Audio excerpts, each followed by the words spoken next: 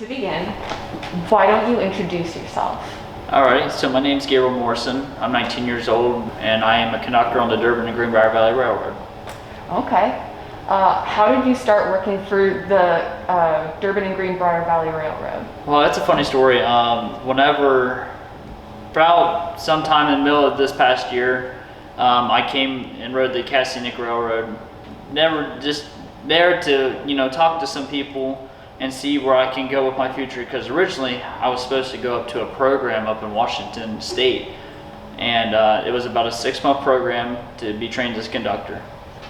And come to find out, I met a guy by the name of Tom Dennison. He works over at the depot over at Cass, and he introduced me to John Smith, the president of the company.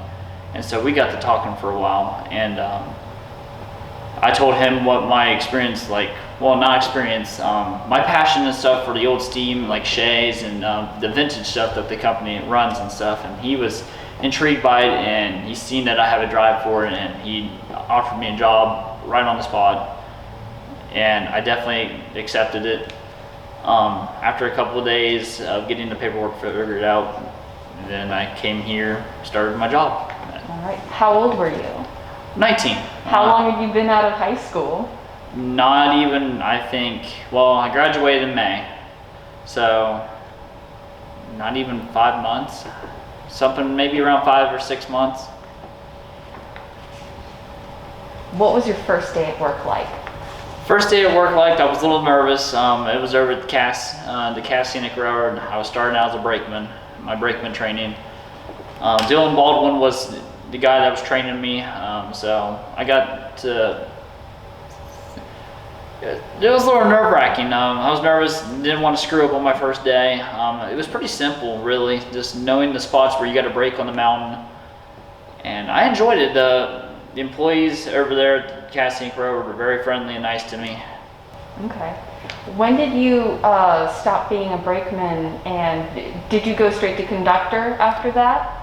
Well, another fellow employee of mine by the name of Julius Espiritude, he mentioned to me to come and ride with him on a freight operation out of Belington. We went down to Tygart Junction, picked up some freight cars, and then I just went with them the whole day just to see what the experience was like on over there in Belington shop. I really enjoyed it, and Kevin Kilgore, my manager over there at Belington, he's like, yeah, we'll definitely see if we can get you over here. I said, all right, and I've pretty much started my conductor training that very next day. I came back, and they wanted me to stay, and that's where I've been ever since. What's a regular day at work like for you? A regular day at work, get up in the morning, go out and start the locomotives on the Flyer and the Freight Power, and then after that, do locomotive test, make sure that everything's working correctly, and the horn, bell, and the lights. Check the oil, and then once everyone else gets there, we usually go out and start our day, either picking up passengers here in Elkins or going down to Tygart Junction, picking up freight cars, bringing them back to Elkins, doing interchanges and stuff like that, and then get done for a day. What time does your day start? What time do you arrive at the shop? Well, considering I live close to the area, I usually get up and get over there about 7:30, between 7:30 and 8 o'clock. And it's about the time I start my day. And normally when we get done, depending on freight operations, it could be early as 4 o'clock or late as maybe 9 o'clock. But mainly when we're running the passenger train, it averages around 5:30 to 6 o'clock. Okay. Today on the phone though, you said they had you in the shop. Is that normal? Yeah, like if we don't have an employee on hand that works in the shop, they'll ask me to come and help them out, which I usually say yes to, because we need guys. Honestly, we're short-handed a lot, so I'm always there to lend the extra hand when they need it. Can you tell me a little bit about what your coworkers are like? You said you're like a family. Yeah, coworkers are very friendly. Now we can get on each other's nerves a little bit, get frustrated with each other and argue, but we make up in the end and, you know, do what we're supposed to do, get our job done and go home at the end of the day. Is this what you expected to do after your graduation?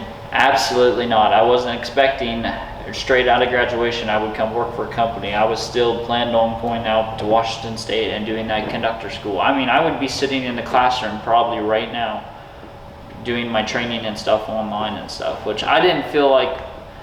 I'm more of like a hands-on guy. I learn quick hands-on, and instead of doing testing and stuff like that, I can't, just too much on my mind. And, you know, coming here and getting paid to be trained, I mean, I couldn't pass that up. So to answer your question, no, I wasn't expecting that. I didn't expect to have my dream job, but here I am now sitting with you doing my job. You're not being paid for this, are you? No, I'm not. Okay. What do you want to do in the future? How do you see yourself growing in this career? There's a lot of different paths I've thought about taking. I mean, eventually, you know, get my conductor's card, which I'm hoping will be very soon, and then start doing my engineer training. After I get my engineer's card, I thought about maybe going to a bigger railroad like CSX Transportation or Norfolk Southern and, you know, working for them. But at the same time, I've fallen so much in love with this area. I've grown up being around this area. I mean, my dad used to live in Virginia. I used to live in Virginia. So we were traveling back and forth through here all the time, and I used to see the trains running all the time through here. So I've really gotten attached to this area. So I've honestly thought about even staying here and making it a full-time career here. When do you expect that you're going to get your engineer's card? What's training for that like?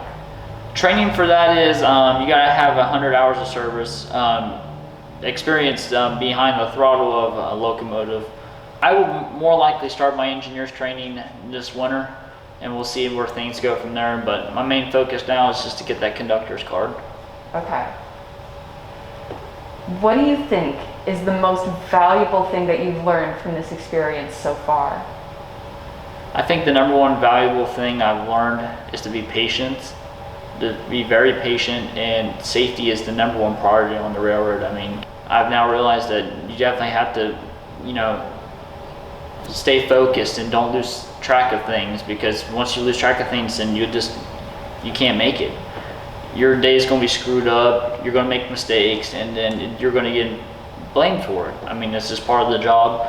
So for me, just being on time, staying focused, and safety has been the three most important things I've learned since I've been here. All right. That's all the questions I have. Is there anything else that you'd like to add?